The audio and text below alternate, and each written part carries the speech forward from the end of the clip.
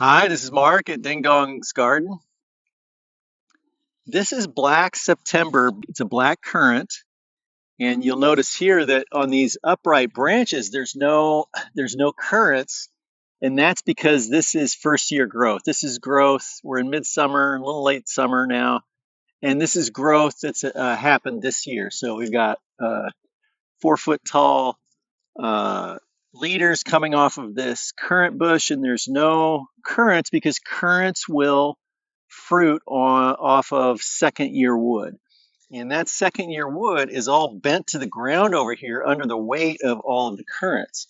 And you can kind of see the different the coloration here between this is second year wood and this is the first year wood.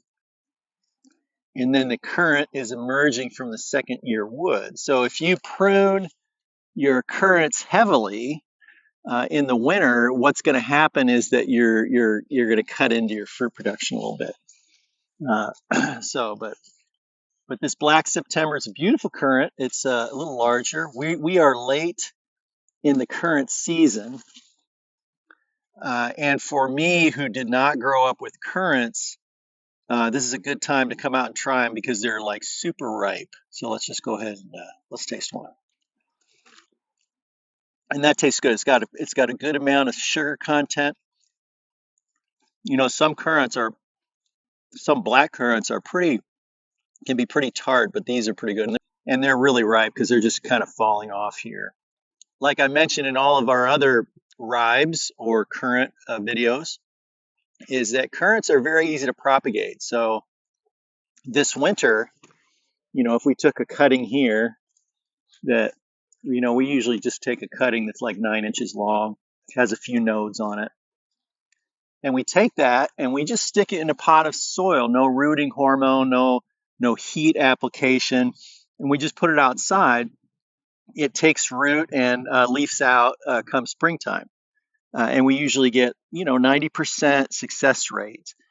Um, so very very easy to propagate. So if you do like currants or gooseberries, this applies to gooseberries as well. If you do enjoy gooseberries or currants, and you want to expand your collection, or you want to share them with people, either at a market or just as a gift, you should consider taking cuttings from your plants and just sticking them in pots, and it should take root and leaf out, and you'll have more plants.